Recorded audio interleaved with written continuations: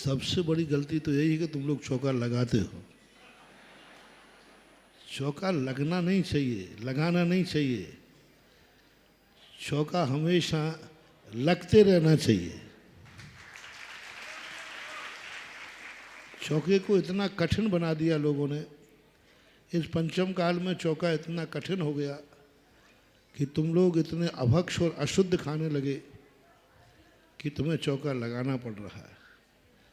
वास्तविक तो चौका वही है जिस चौके में व्यक्ति स्वयं निर्णय लेता है, मैं अपने लिए शुद्ध बनाता हूँ। इसके दो तरीके बता देता हूँ संक्षेप में। पहले तो स्वयं को ही चौका इतना शुद्ध खाना चाहिए। यदि हमेशा नहीं खा सकते हो तो हमेशा जब साधु तुम्हारे नगर में रहे तो जिस दिन से साधु आवे, जब तक साधु मेरे नगर में रहेगा तुम्हें खुद शुद्ध खाने का नियम ले लेना चाहिए। शुद्ध खाने का नियम ले लेना चाहिए। नियम बना लो सुआ सूतक आदि छोड़ करके कि जब जब महाराज आएंगे तब तक हमारे घर में शुद्ध भोजन बनेगा, कुएं का पानी होगा, मर्यादित भोजन होगा, शोला का बनेगा जब तक महाराज हैं। और पूरे परिवार का ये नियम है, महाराज जब तक हैं तब तक घर में कुछ भी अशुद्ध चीज़ नहीं आएगी। तो फिर तुम्हारे यदि ये नियम लेके तुम चौका लगाओगे तो 4 महीने में भी नहीं होंगे तो तुम्हें क्लेश नहीं होगा। क्लेश इसलिए हो रहा है कि तुम अशुद्ध खाते हो और महाराज को शुद्ध। ये नहीं कर सको तो दूसरा देखो, सही आहार दान का जो ये नहीं कर सको तो घर में कोई ना कोई व्यक्ति नियम ले ले कि जब तक महाराज रहेंगे हमारे घर का एक सदस्य शुद्ध भोजन करेगा।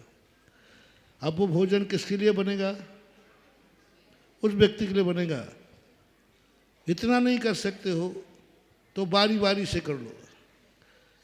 10 लोग हो, प्रति दिन एक व्यक्ति शुद्ध भोजन करेगा, कोई ना कोई नाम लिस्ट लिख लो। कल आज ये करेगा, कल ये करेगा, ये करे, कोई ना कोई घर में शुद्ध खाएगा। जब सुबह से उसका शुद्ध खाने का नियम है तो भोजन किसके लिए बनेगा? और जब शुद्ध बन ही रहा है तो एक कलश उठा के महाराज को पड़गा लो, शायद आ जाए। आज भी पंचम काल में व्यक्ति इतनी परिस्थितियों में शर्त एक है, किसी ना किसी व्यक्ति के शुद्ध खाने का नियम घर में होना चाहिए। और जब उसके लिए स्वयं का भोजन बनेगा तो कोई गड़बड़ी नहीं होगी। आजकल तो महाराज के लिए चौका लगाते हो, महाराज को सोच के लगाते हो। अब वो बुरा होना तो स्वाभाविक है, जिसके लिए तुम इतना बनाओ वो ही नहीं आवे तो गुस्सा आता ही है।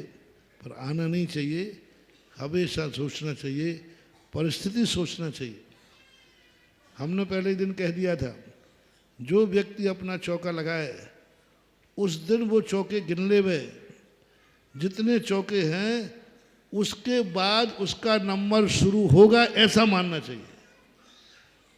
मान लो 30 चौके हैं, तुम्हारा 31वां लगा तो क्या मान के लगाना है?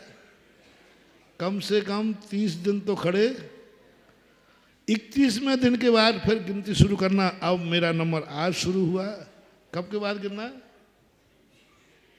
30 के बाद गिनती करना कि 1 दिन हो गया, 2 दिन हो गया, 30 तो वो लाइन में लगने के हो गए। तो ऐसा होना चाहिए। हर चीज़ पे परिस्थिति पे विचार करो, अपना साधु कैसा है, कौन है, किस परिस्थिति में है, उस पर भी विचार करना चाहिए।